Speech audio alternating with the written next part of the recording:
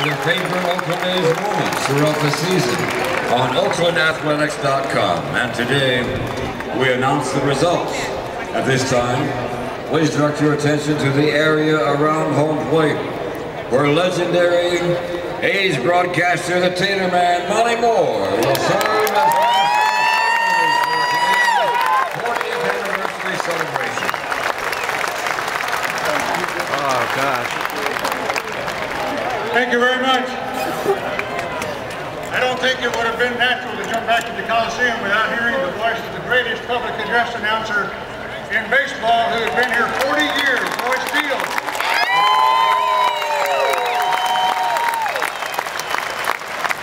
Well, I can tell you what a thrill it's been to be invited to be here today to help honor the players you have selected for the 40th anniversary All-Star team. As I walk into the Coliseum today, a flood of memories came back to me.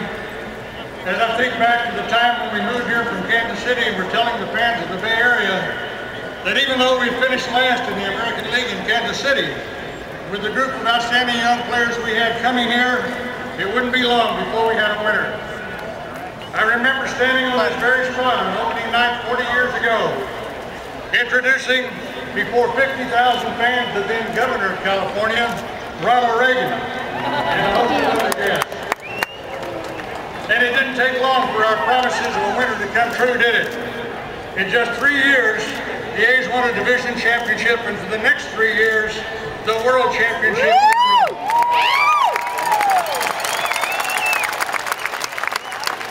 Since the A's moved to Oakland in 1968, they've been one of the most successful and colorful baseball organizations in the history of baseball. From the swinging A's of the 70s, the Bash Brothers, and the success of the late 80s and early 90s, to the great teams earlier in this decade that came close to winning championships. The Oakland A's have a winning tradition. Our fans have been very blessed in seeing the A's get into 6 World Series since we've been in Oakland, winning 4 of them. No other California team has come close to that. And that winning tradition is certainly reflected in the 40th anniversary team that you have selected. Joining me now to assist with the presentation of the 40th anniversary team, the owner of the A's, Lou Wolf.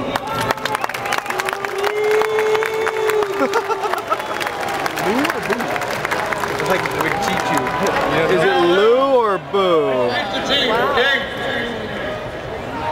First, we want to introduce the man that you selected as the manager for your team, Tony La Russa.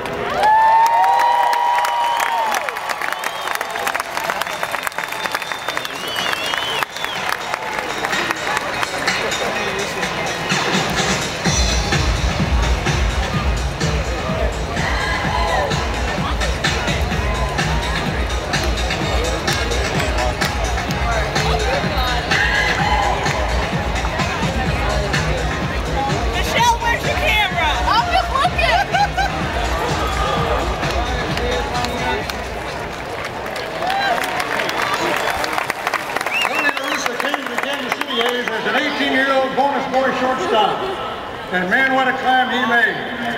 Tony managed the A's from 86 to 95 and is the winningest manager in Oakland A's history. He collected 798 wins.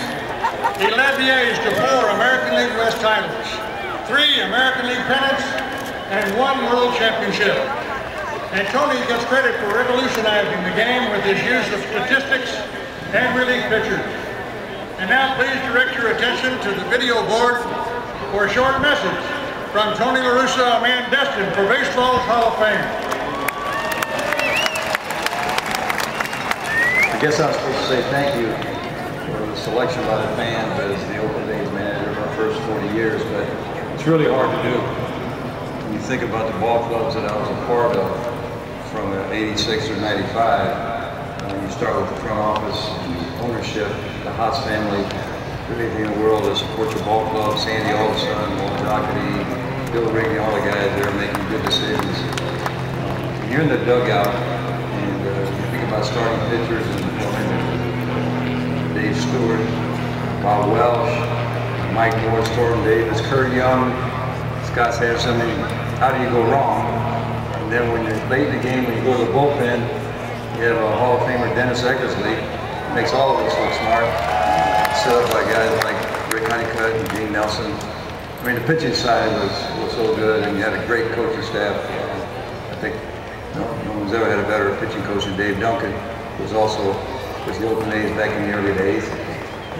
And then you go to the position players. I mean, how tough as a manager was it to write a lineup where the outfield had the greatest leadoff hitter in the history of the game, Ricky Henderson.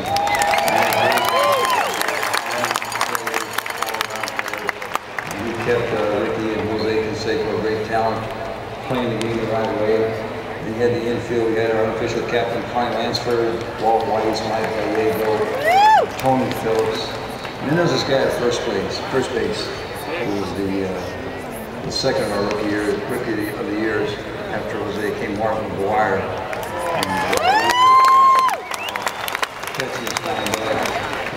Ron Massey and Jamie Corp. I mean, really, it's embarrassing to say that you ever managed those clubs. I really didn't. Biggest thing I did, I told them what time the game started and who we were playing. I did enjoy it, and I know our fans enjoyed our baseball during that time. And I look back at guys like Billy Martin and Dick Williams, great manager we've had there, and to be selected is a great honor. I really appreciate it. To remember what I had to manage, it really wasn't very tough. Thanks.